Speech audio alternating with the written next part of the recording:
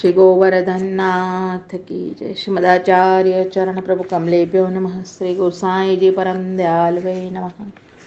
श्री गुरु चरणारविंदो जयति। श्रीमद् भागवत जी महापुराण સ્કંદ નવમ અધ્યાય નવમો ભગીરથ પૃથ્વી પર ગંગાજી લાવ્યા. ભગીરથ રાજા થયા એ ગંગાજીને પૃથ્વી પર લાવ્યા છે. શ્રી શુક ઉવાચ અંશુમાંશ તપસ્તેપે ગંગા નયન કામ્યયા કાલમ મહાંતમ નાજકનોત્તત કાલેન સંસ્થિત. અધ્યાય સારાર્થ દર્શન. સુખદેવજી કહે છે કે હે રાજા પરીક્ષિત, અંશુમાન રાજાએ પોતાના વડીલો 60,000 સગરના પુત્રોનો ઉદ્ધાર કરવા ગંગાજીને ભૂતલ પર પધરાવવા ઘણું જ તપ કર્યું. અને આ અંશુમાન કાલવશ થયા પણ ગંગાજી પધાર્યા નહીં. એમના પુત્ર દિલીપ તેઓએ ઘણું તપ કર્યું અને એ પણ કાલવશ થયા પણ ગંગાજી પધાર્યા નહીં. એમના પુત્ર ભગીરથ થયા, એમણે ગંગાને પધરાવવા ઘોર તપ કર્યું અને ત્યારે ગંગાદેવી પ્રત્યક્ષ થયા, તેમને દર્શન દીધા છે અને વરદાન માંગવા કહ્યું છે. ભગીરથ રાજાએ આ ઉપર પોતાના વડીલોનો ઉદ્ધાર કરવા ગંગાજીને ભૂતલમાં પધરાવવા વિનંતી કરી. ત્યારે ગંગાજીએ આજ્ઞા કરી કે મારે પૃથ્વીમાં આવવા બે બાબતો મોટી છે. એક તો હજારો પાપીઓ મારી અંદર સ્નાન કરશે અને આ બધું જ પાપ મારા જલમાં ધોવાશે. ત્યારે એ પાપીઓનું પાપ મારા અંદર ક્યાં ધોઈશું એનો ખુલાસો હવે તમે મને આપો. આ પાપીઓનું પાપ મારી અંદર ધોવાશે તો પછી હું ક્યાં જઈશ? અને બીજો સવાલ એ છે કે મારા વેગને કોણ સહન કરશે? નહીં તો હું પૃથ્વી તોડી પાતાળમાં ઉતરી જઈશ. જ્યારે ભગીરથ રાજાએ વિનંતી કરી કે હે માતા, જે લોકોએ સ્ત્રી, પુત્ર, ધન, ઘર સર્વસ્વ ત્યાગ કરી પોતાના ચારિત્રો દ્વારા મહાન બ્રહ્મનિષ્ઠ બનેલા એવા સંત પુરુષો આપના જલમાં સ્નાન કરશે, તેમના અંગ સ્પર્શથી આપના જલનું પાપ ધોવાઈ જશે. અને ભગીરથ રાજાએ બીજા પ્રશ્નનો ઉત્તર આપ્યો કે આપના વેગને ભગવાન શંકર ધારણ કરશે. ગંગાજીએ એ બાબતનો સ્વીકાર કર્યો છે અને રાજા ભગીરથે મહાદેવજીને પ્રસન્ન કરી ગંગાજીને જટામાં ધારણ કરવાની વિનંતી કરી છે. મહાદેવ પોતાનું મહાન ભાગ્ય માની ભગવાનના ચરણોદક ગંગાજળને જટામાં ધારણ કરવા સ્વીકાર કર્યો છે. અને પછી ગંગાજી કૈલાસમાં મહાદેવજીની જટામાં પધાર્યા. મહાદેવજીએ પણ બહુ જ સાવધાનીથી ગંગાજીને જટામાં ધારણ કર્યા છે. અને પછી ભગીરથે મહાદેવની જટામાંથી એ ગંગાજીને જ્યાં આપણા વડીલોના રાખના ઢગલા પડ્યા હતા ત્યાં ગંગા સાગરના સંગમ ઉપર લઈ જઈ એ રાખને એ ગંગાજળમાં ડુબાડી. યદ્યપિ સગરના છોકરાઓએ કપિલ મુનિનો અપરાધ કરવાથી જે ક્રોધાગ્નિ દ્વારા ભસ્મ થયા હતા, માટે તેમના ઉદ્ધારનો રસ્તો જ કોઈ ન હતો. પણ ગંગાજીના જલના પ્રભાવ વડે તેમના અંગનો સ્પર્શ થવા માત્રથી સ્વર્ગમાં ચાલ્યા ગયા, એમની મુક્તિ થઈ ગઈ. હે રાજા પરીક્ષિત, મર્યા પછી એ સગર રાજાના છોકરાની રાખ ગંગાજળમાં મળી અને તેથી તેઓનો ઉદ્ધાર થયો. તો જે લોકો પોતાના જીવનમાં શ્રદ્ધાથી ગંગા સ્નાન કરે, ગંગા પાન કરે, તેમનો ઉદ્ધાર થાય, તેમાં નવાઈ શું છે? જે ભગવાનના ચરણારવિંદનું ચિંતન કરવાથી જીવ સંસારના કર્મબંધનથી છૂટી જાય છે, એ પ્રભુના ચરણારવિંદથી ઉત્પન્ન થયેલી ગંગા અને એનું જલનું સેવન કરવાથી બંધન મુક્ત થાય, એમાં આશ્ચર્ય જ નથી. ભગીરથના પુત્ર શુદ્ધ થયા, એમને નાભપુત્ર થયા. એમને સિંધુદ્વીપ એટલે કે અયુનતાધુ એમના પુત્ર ઋતુપર્ણ થયા.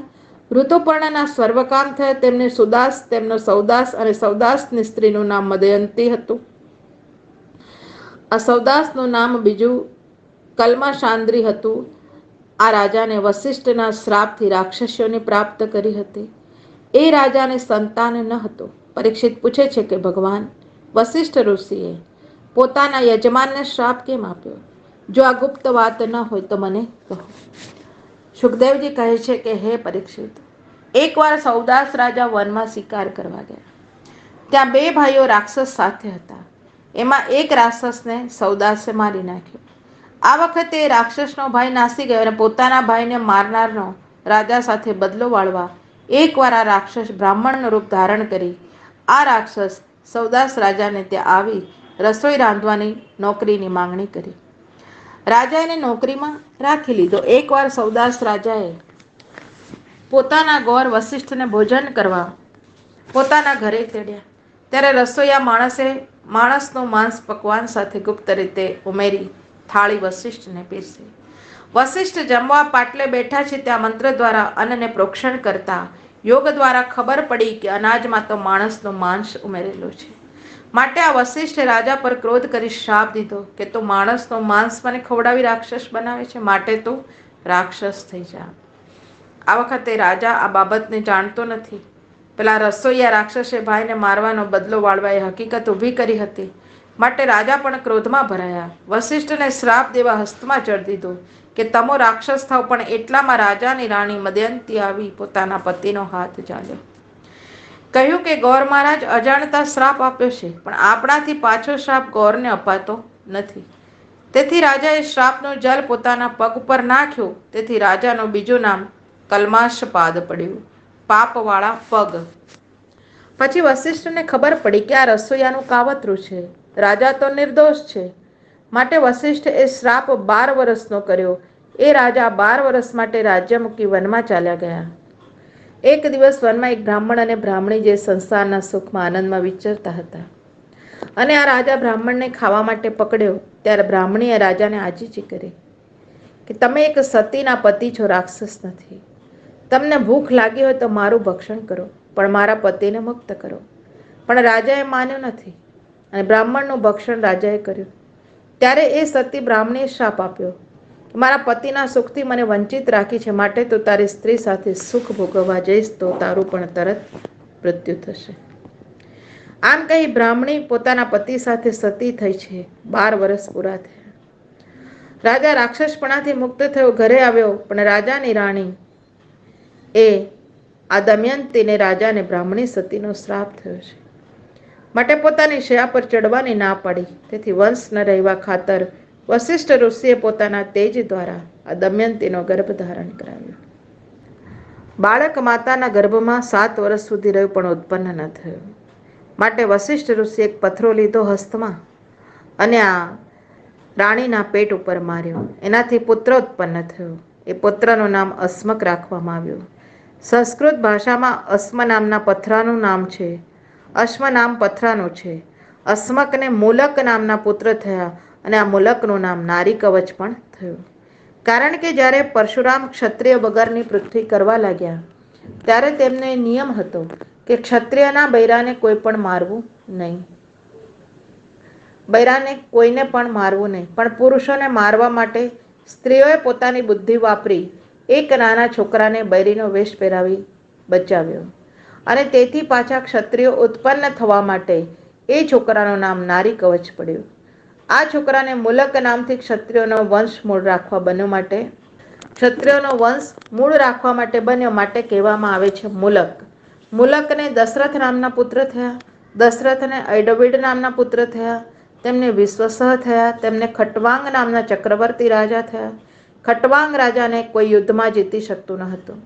આ ખટવાંગ રાજાએ દેવોની પ્રાર્થનાથી હજારો દૈત્યોનો વધ કર્યો અને પછી દેવતાઓ દ્વારા ખટવાંગને પોતાનું આયુષ્ય 2 ઘડી બાકી છે એમ જાણી સ્ત્રી પુત્ર રાજ્ય વૈભવ બધું મૂક્યું. પોતાના ઈષ્ટદેવ બ્રાહ્મણોને માની પ્રભુ ભજન કરી સત્સંગ દ્વારા પ્રભુના લોકને પ્રાપ્ત થયા છે. સત્સંગનું કેટલું મોટું ફલ બતાવ્યું છે. અધ્યાય તત્વાર્થ દર્શન. આપણા વડીલો 4 પેઢી અગાઉ મહાન સંત અને ભગવદ ભક્ત સદાચારી થયા હોય એનું ફલ ત્રીજી અથવા તો ચોથી 5મી પેઢીમાં પ્રાપ્ત થાય છે. ભગીરથ રાજાના વડીલો સગર રાજા જેવા મહાન તપસ્વી ભગવદ ભક્ત સદાચારી હોય, તેમના જેમ ટીપે ટીપે દરિયો ભરાય એમ પરંપરાગત પુણ્યનું ફળ એકઠું થાય અને વંશમાં ભગીરથ જેવા પુત્રો ઉત્પન્ન થાય કે જેમણે ગંગાજીનો સાક્ષાત્કાર મેળવ્યો. ગંગાજીએ ભગીરથ રાજા પાસે સવાલ પૂછ્યો કે પાપીઓ મારામાં નાશે તો પાપને હું ક્યાં જઈને ધોઈશ?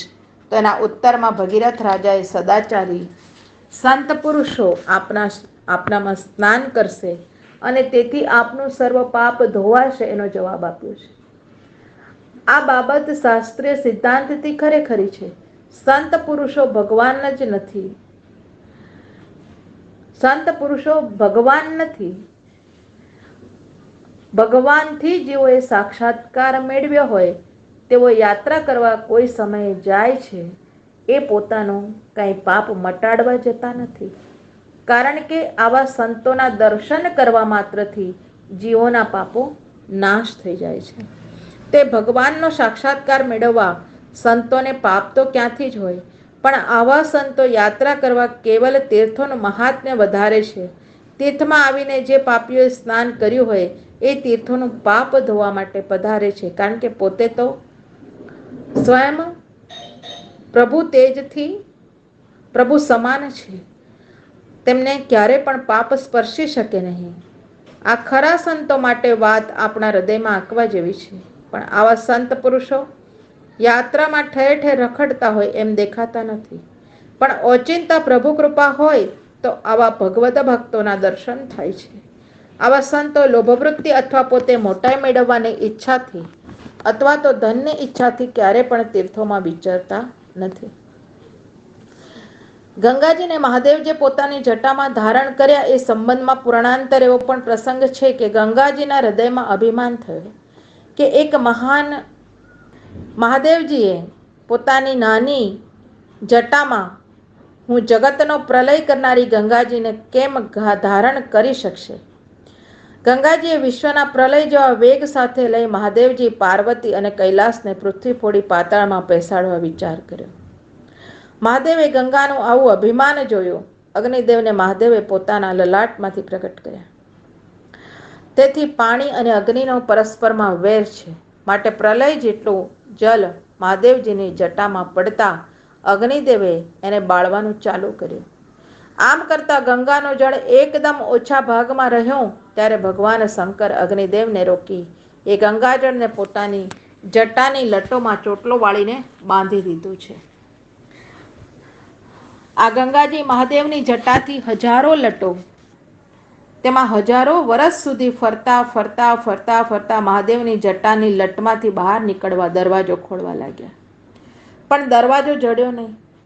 ત્યારે ભગીરથ રાજાએ મહાદેવને વિનંતી કરી, મહારાજ, મારા વડીલોનો ઉદ્ધાર હવે ગંગાને આપ બહાર કાઢો તો થશે. અને ભગીરથે ગંગાને વિનંતી કરી કે મહાદેવજી પાસે આપ માફી માંગો. ત્યારે મહાદેવજીએ ગંગાજીનું અભિમાન ઉતર્યું જાણી જટાથી હજારો લટોમાં એક લટના 2 કે 3 વાળ મહાદેવજીએ છૂટા કર્યા છે અને એમને માર્ગ આપ્યો. તેથી ગંગાની ધાર બહાર નીકળી છે. અને પછી ભગીરથ રાજા સુવર્ણના રથમાં બેસી ગંગાજીના જળથી આગળ ચાલવા લાગ્યા. પછવાડે પછવાડે ગંગાજી પધારવા લાગ્યા. હજારો દેવો આકાશ માર્ગેથી પુષ્પવૃષ્ટિ કરી રહ્યા છે. આ વખતે ગંગાજી ભગીરથના રથ પછવાડે દોડવા લાગ્યા. આગળ જતા એક જનુ નામના ઋષિ 12 વર્ષ અનશન વ્રત રાખીને એક યુગમાં છેલ્લે દિવસે વિષ્ણુની પૂજા કરી પ્રસાદ લેતા. એના વ્રતના છેલ્લા દિવસે વિષ્ણુની પૂજા કરી નિયમ પૂરો કરવાની તૈયારી કરી. આ વખતે ગંગાના જળે એ જનુ ઋષિના વિષ્ણુ મંદિરને અને જનુ ઋષિને ડુબાડવાની તૈયારી કરી. ઋષિને એ વખતે નિયમ અધૂરો હતો, માટે આ જનુ ઋષિ જોશમાં ભરાયા ગંગાજળને યોગબળ દ્વારા સંકુચિત કરી નાખ્યું, ઓછું કરી નાખ્યું. પોતાની હથેલીમાં લઈને મુખમાં આચમન કરી પેટમાં ઉતારી ગયા. આ વખતે ભગીરથ રાજા અને ગંગાજી બંને આ ઋષિના ચરણમાં પડ્યા. ભગીરથ ભક્તની ઈચ્છા પૂર્ણ કરવા માટે મારો અપરાધ ક્ષમા કરો અને મને પ્રગટ કરો એવી ગંગાજીએ માંગણી કરી. ત્યાં પણ ગંગાનો ગર્વ ગંજન રાજર્ષિ જનુ દ્વારા થયો અને જનુ ઋષિએ પોતાની જાંગ ચીરી છે એમાંથી ગંગાજીને પાછા પ્રગટ કર્યા. એનાથી ગંગાજીનું એક નામ જાહ્નવી પડ્યું.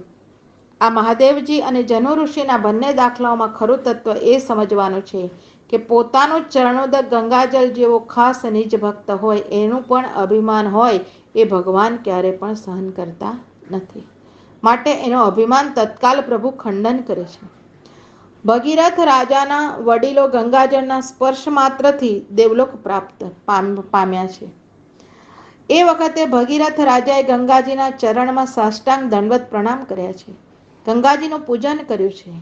અને ત્યારે ગંગાજીએ કહ્યું છે કે હે ભગીરથ, તારા મનમાં જે ઈચ્છા હોય એ તું પણ માંગ. ત્યારે ભગીરથ રાજાએ 3 વરદાન માંગ્યા. ગંગાજી પાસે માંગ્યા છે. ભગીરથ રાજાએ 3 વરદાન ગંગાજી પાસે માંગ્યા છે. એક તો, હે માતાજી, આપને હું ભૂતલમાં પધરાવી લાવ્યો, મારા નામે પોતાનું નામ ધરાવો. તેથી ગંગાજીએ પ્રસન્ન થઈ ભગીરથ રાજાના નામથી ભાગીરથી એવું નામ ધારણ કર્યું. અને ભગીરથ રાજાએ બીજું વરદાન માંગ્યું કે સૂર્યચંદ્ર તપે ત્યાં સુધી આપ આ ભૂતલ પર બિરાજો. એ પણ ગંગાજીએ કબૂલ કર્યું. ત્રીજું વરદાન ભગીરથે માંગ્યું કે હે માતાજી, કળિયુગના મરનાર કોઈ પણ પ્રાણીઓની પાછળ ક્રિયાશાસ્ત્ર વિધિસર ન થઈ હોય, પણ એવા લોકો પોતાના જીવનમાં એકવાર આવી આપના ગંગાજળમાં સ્નાન કરે, અથવા પોતાના જીવનમાં આપની યાત્રા કરવા આવી શક્યા ન હોય, તો તેમના મુવા પછી તેમની ચિતાની રાખ અથવા હાડકાં આપણા જળમાં પધરાવવામાં આવે તો તેઓનો પણ ઉદ્ધાર મારા વડીલોની માફક આપ કરજો. એ પણ ગંગાજીએ કબૂલ રાખી, માટે ગંગા સ્નાનનો મહિમા કહ્યો છે. આ કારણથી પણ હાલ ગંગાજીનો એવો પ્રભાવ છે કે હરિદ્વાર, સોરમજી, ત્રિવેણી વગેરે તીર્થોમાં ચિતાના હાડકાં હજારો માણસોના એમાં પધરાવવામાં આવે છે, પણ એ ગંગાજળમાં હાડકાં ઓગળી જાય છે અને મરેલા પ્રાણીઓનો ગંગાજી ઉદ્ધાર કરે છે. આપણા ઘરમાં કૂવાના અથવા ચકલીના પાણીના લોટામાં 12 વર્ષ સુધી હાડકું મૂકી રાખો ને, તો એ હાડકું ક્યારે પણ ઓગળી શકતું નથી. પણ ગંગાજળનું એટલું બધું મહાત્મ્ય છે કે એ હાડકાં પણ ગંગાજળમાં ઓગળી જાય છે. ગંગાજળમાં આટલું બધું એનું સામર્થ્ય છે, એની નવાઈ નથી. પરંતુ ગંગાની માટી તેમજ ગંગાના કિનારાનો પવન, એમાં એટલો બધો પ્રભાવ છે કે ગંગાની માટી શરીરમાં ચોડવાથી ચર્મરોગોનો બધો નાશ થઈ જાય છે. ફોલ્લા ફોલ્લી વગેરે થતા નથી. ત્યાંના હવા પાણીનું સેવન કરવાવાળા નિરોગી તંદુરસ્ત હાલમાં પણ જોવા મળે છે. ગંગાજીના મહાત્મ્ય બાબત આપણા ભારત વર્ષમાં મુસલમાની રાજ્ય સમયે એક જગન્નાથ પંડિત, મહાન પ્રખર વિદ્વાન, ગંગાજીના પરમ ભક્ત થઈ ગયા. યવન રાજ્ય સમયે પણ યવન રાજાઓની સભાઓમાં હિન્દુ જાતિના બ્રાહ્મણ જે હતા, ત્યારે વિદ્વાનોનું ઘણું માન રાખવામાં આવતું. મુસલમાનો બ્રાહ્મણ આચાર્ય અને બ્રાહ્મણ વિદ્વાનોને હિન્દુઓના પાદરી તરીકે માનતા. એક વખતે બાદશાહની સભામાં જગન્નાથ પંડિત રાજરત્ન તરીકે બાદશાહને ત્યાં પ્રખર વિદ્વાન માની તેમનો આદર થયેલો હતો. ત્યારે એક દિવસ યવન માની તેમનો આદર થયેલો હતો ત્યારે એક દિવસ યવન રાજા પ્રસન્ન થઈ, વિદ્વવદ, તમો મારી સભાના રત્ન છો, માટે કોઈ ખાસ જોઈતી વસ્તુની મારી પાસે માંગણી કરો. આ યવન રાજાની વાત સાંભળી જગન્નાથ પંડિત વિદ્વાને નીચે મુજબ એ યવન રાજા પાસે શ્લોક બોલીને માંગણી કરી છે. ભુજંગ પ્રયાત છંદ નયાચે ગજાલિમ નવાવાજીરાજન નવિતે શુચિતમ મદિયમ કદાચિત યમ સુસ્ત નિમસ્ત કન્યસ્ત કુંભા લવંગી કુરંગી દ્રગંગી કરોતુ. આનો અર્થ, આ યવન રાજા એક લવંગી નામની વગર પરણેલી છોકરી હતી. આવા પ્રખર વિદ્વાન હિન્દુ જવાન, હિન્દુ બ્રાહ્મણ પંડિતને જોઈ આ યવન રાજાની કન્યા એને એ વિદ્વાનને વરવા ઈચ્છા હર સમય રાખતી. માટે એની ભાવના જાણી યવન રાજાએ જગન્નાથ પંડિતને માગણી કરવા કહ્યું. ત્યારે ઉપરનો શ્લોક કહી એને બતાવ્યું કે હે યવન રાજા, તમારે ત્યાં હાથીઓના ટોળાને ટોળા છે, પણ મારે ત્યાં હાથીઓની લાઈન જોઈતી નથી, ઘોડાઓની લાઈન પણ જોઈતી નથી, તેમજ તમારા ઘરના કરોડો રૂપિયાના ધન લેવા પણ મારી ઈચ્છા નથી. પણ તમારી મૃગનયની ઊંચા વક્ષસ્થલવાળી નવયુવાન મસ્ત થયેલી લવંગી નામની કન્યા મારી દ્રષ્ટિકોણ આગળ ભેદ કરો. આ કન્યાને લેવાની હું ઈચ્છા રાખું છું. આ વાત વિદ્વાન બ્રાહ્મણના મુખથી સાંભળી આ લવંગી નામની કન્યાને પણ આ વર ગમતો હતો.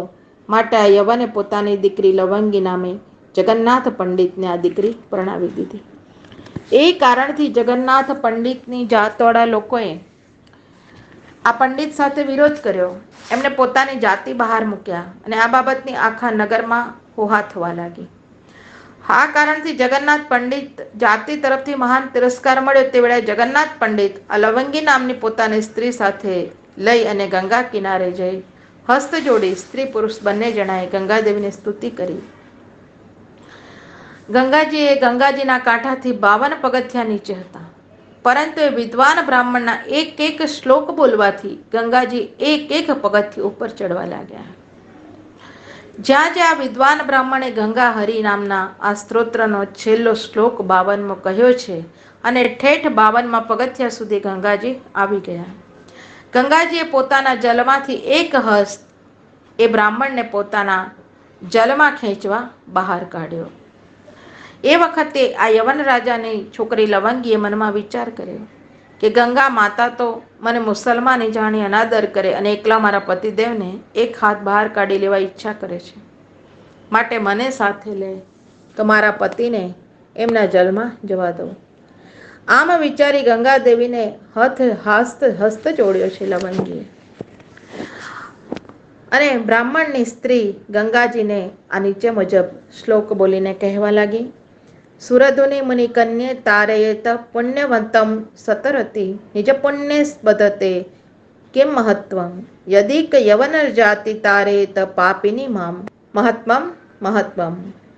આનો અર્થ એ મુજબ થાય છે કે આ રાજાની દીકરી જગન્નાથ પંડિતની સ્ત્રી લવંગી નામે ગંગાદેવીએ એક હસ્ત જ્યારે બહાર કાઢ્યો ત્યારે ગંગાદેવીને સ્તુતિ કરવા લાગી કે હે જનુ ઋષિની પુત્રી, હે ગંગાદેવી, આપ પુણ્યવાન માણસને સંસારથી તારો છો તો એ તો પોતાના પુણ્યથી તરવાનો જ છે, એમાં તમારી શું ભલમનસાઈ છે? પણ હું તો પોતે યવન રાજાની દીકરી છું. મારી યવન જાતિ પાપપરાયણ છે અને એવી યવનની છોકરીએ આ વિદ્વાન બ્રાહ્મણનો હસ્ત ઝાલ્યો છે, માટે મને પણ આપના ચરણની પ્રાપ્તિ કરાવો તો જ આપની મોટાઈ છે.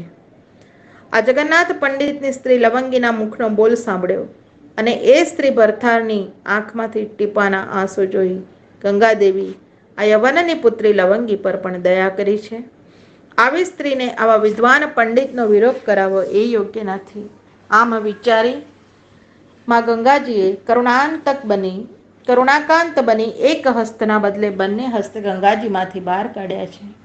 બંને સ્ત્રી ભરથારને પોતાની અંદર ખેંચી લીધા છે. અરે દુનિયામાં તે ગંગાદેવીએ પ્રત્યક્ષ દાખલો દેખાડ્યો છે કે જેને જ્ઞાતિ ગંગા ત્યાગ કરે એ સ્ત્રી ભરથાર મારું શરણ લે તો તેઓને પણ હું ગંગાજી પ્રભુના ચરણારવિંદમાં પહોંચાડું છું. જય હો, દંડવત પ્રણામ. આવા ગંગાજીના મહાત્મ્યનો અજોડ દાખલો આપણા ઇતિહાસમાં વિખ્યાત છે. જગન્નાથ પંડિતે ગંગાજીના એક એક શ્લોકથી જે ગંગાજીનું મહાત્મ્ય વર્ણન કર્યું. આ બધા જ શ્લોકનું વર્ણન કરવાથી ગ્રંથ વૃદ્ધિ પામે, માટે વિસ્તાર કરતા નથી, પણ એ સ્તુતિ અજોડ છે. ભગીરથના વંશમાં સૌદાસ નામના રાજા થયા. તેમનું કલ્માશપાદ પણ નામ હતું. જો કે આ અધ્યાયના સારાર્થ દર્શનમાં ઇતિહાસ જણાવવામાં આવ્યો છે કે એક રાક્ષસના ભાઈને સૌદાસે મારી નાખ્યો. એનો બદલો વાળવા એનો ભાઈ રાક્ષસ સૌદાસ રાજાને ત્યાં જે રસોઈ કરવાનો નોકર બની રહ્યો. વશિષ્ઠ ઋષિ જમવાને આવ્યા. રસોઈયાએ દૂષિત અન્ન પીરસ્યું, મનુષ્યનું માંસ પીરસ્યું. વશિષ્ઠજીએ સૌદાસ રાજાને રાક્ષસ થવાનો શાપ આપ્યો. આ ઇતિહાસ બાબત ખરું તત્વ એ સમજવાનું છે કે આપણે ત્યાં આપણા વડીલ પિતૃઓનો શ્રાદ્ધનો દિવસ હોય અને કોઈ દેવ પૂજાનો ઉત્સવ હોય, એ દિવસે ઘરધણીને એ દેવ પિતૃ કાર્યમાં નોકરના ભરોસે કામ સોંપવું નહીં. નહીં તો નોકર કાળજી વગર કામ કરે અને અનાચાર થાય તો એનું ફલ ઘરધણીને ભોગવવું પડે. આ કારણથી જ રાજાને 12 વર્ષ સુધી રાક્ષસપણામાં રહેવું પડ્યું છે. માટે દેવપિતૃ કાર્યમાં નોકર ઉપર સર્વથા ભરોસો ન રાખવો. ઘરધણીએ જાતે પવિત્રતા સાચવીને શ્રદ્ધાથી શ્રાદ્ધનું કામ કરવું. સૌદાસ રાજાની સ્ત્રીનું નામ મદયંતી હતું. એ પોતાના પતિને બ્રાહ્મણીનો શાપ થવાથી પતિ સાથે સંસારનું સુખ ત્યાગ કર્યું. માટે વશિષ્ઠે પોતાના બ્રહ્મતેજથી એને ગર્ભસ્થાપન કર્યું. એનું તત્વ આ મુજબ છે કે પ્રાચીન કાળમાં ઋષિ લોકો ભૂત ભવિષ્ય વર્તમાન ત્રિકાલદર્શી વશિષ્ઠ જેવા બ્રહ્માના પુત્ર હતા. તેઓને ભવિષ્ય માલુમ હતું કે આ સૌદાસ રાજાના કુલમાં ભગવાન વૈકુંઠપતિ નારાયણ શ્રી રામચંદ્ર રૂપથી પ્રગટ થવાના છે.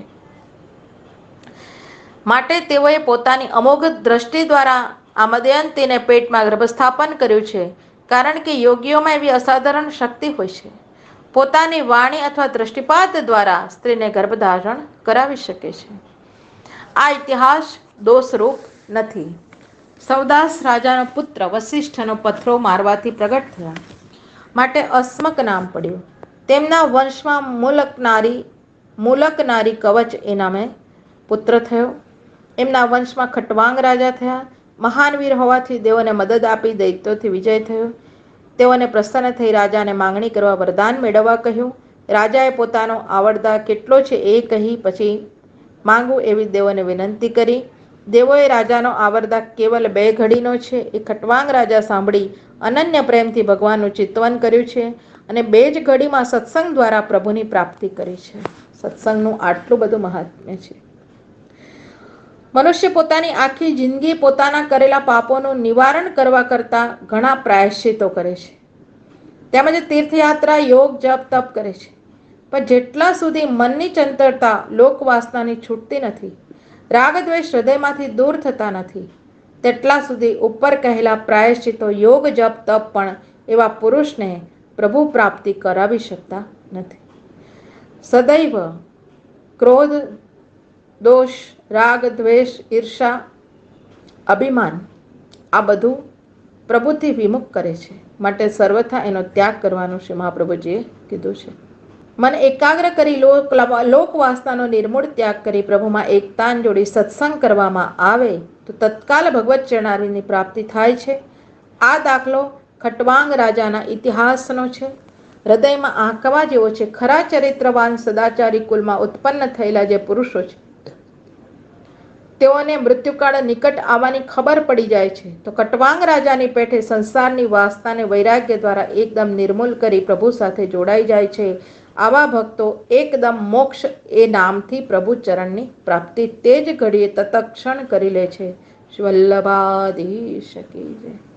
પુષ્ટિ સિદ્ધાંત દર્શન. આપણા પુષ્ટિમાર્ગના સિદ્ધાંત પ્રમાણે જેમ ગંગાજીને હું ભગવાનના ચરણારવિંદથી ઉત્પન્ન થયેલી મહાન પવિત્ર ગંગા છું, માટે મારા પ્રમાણમાં કોઈ પણ અધિક નથી, પણ આ અભિમાન તેમનો તોડવા મહાદેવજીએ જટામાં સેંકડો વર્ષો સુધી પ્રવેશ કરાવીને રાખ્યો. તેમજ જનુ ઋષિ હસ્તમાં ગંગાજી લઈ પાન કરી ગયા ત્યારે ગંગાજીનું અભિમાન તૂટ્યો કે મારા કરતાં પણ અધિકતર મહાદેવજી તેમજ જનુ ઋષિ ભગવદ ભક્ત ભગવદીઓ જે છે આ દુનિયામાં છે. આવા ભગવદીઓના અંગ સ્પર્શથી ગંગાના અંદરના પણ પાપ ધોવાય છે. આ ઇતિહાસથી પુષ્ટિમાર્ગીય વૈષ્ણવને આ તત્વ જીવનમાં ઉતારવાનું છે કે આપણે ઈશ્વર કૃપાથી પ્રભુનો સાક્ષાત્કાર મેળવ્યો હોય અને એ કારણ ગંગાની પેઠે આપણને સંસારમાં ઘણું માન મરતબો મળ્યો હોય, એ માનને જોઈ ક્યારે અભિમાન કરવો નહીં. કારણ કે પ્રભુના ચરણમાં સત્યાકાર મેળવનારા ઘણા અંતરંગ દાસો પણ છે, એવા અનંત અંતરંગ ભક્તો પણ છે કે પોતાનું મહાત્મ્ય બહાર જાણીને પ્રગટ કરતા જ નથી, પણ જ્યારે ખરો કસોટીનો સમય આવે આ વેળાએ તેમની ભગવદ ભક્તિનો અને પ્રભુનો સાક્ષાત્કાર મેળવવાનો આપણને પ્રભુ અનુભવ કરાવે છે. દંડવત પ્રણામ. શિવદાસ રાજાના ચરિત્ર ઉપર આપણે તત્વ સમજવાનું કે શ્રી ઠાકોરજીની પુષ્ટિમાર્ગીય સેવા બાબત આચાર વિચારનું બીજા કોઈ અણઘડ માણસ ઉપર વિશ્વાસ રાખવો નહીં. પ્રભુ સંબંધી સેવાનું જે કાર્ય હોય સદૈવ પોતે પવિત્રતા બરોબર સાચવી પોતાના હસ્તથી કરવો. નહીં તો સૌદાસ રાજા પોતાના વડીલોના શ્રાદ્ધમાં રસોઈયાના ભરોસે રહી અન્નનો ભરોસો કર્યો, માટે રાક્ષસ બનવું પડ્યું છે. માટે સદૈવ અન્ન કોઈને બને ત્યાં સુધી અન્ન જાતે બનાવવું. યત્તદ બ્રહ્મ પરમ સૂક્ષ્મ શૂન્ય કલ્પિતમ ભગવાન વાસુદેવેતિ યમ ગૃણંતિ સાત્વતામ ઇતિ શ્રીમદ્ભાગવત મહાપુરાણમાં 9મ સ્કંદ વિશે અધ્યાય 9મો. શ્રી વલ્લભ કૃપા ગુરુ કૃપા ગોવિંદ કૃપા તે જાપ્યમ. આવતીકાલે શ્રી રામચંદ્રજીનું સંક્ષિપ્તમાં વર્ણન અને એ મહાન ઉત્સવ પ્રભુનો લઈશું, કારણ કે અધ્યાય મોટો છે. અને પછી શ્રી વલ્લભ કૃપા ગુરુ કૃપા ગોવિંદ કૃપા છે 10મ સ્કંદમાં પાછે આનંદ રસો વૈસ રસાનંદમાં આપણે પ્રવેશ કરી પ્રભુ ચરણામૃતનું પાન કરી એ રસાનંદનો રસામૃતનું પાન કરી પ્રભુ આપણને કૃતાર્થ કરે એ જ પ્રભુ ચરણોમાં દંડવત પ્રણામ વિનય. હે મારા ઘટમાં બિરાજતા શ્રીનાથજી યમુનાજી મહાપ્રભુજી. હે મારા ઘટમાં બિરાજતા શ્રીનાથજી યમુનાજી મહાપ્રભુજી.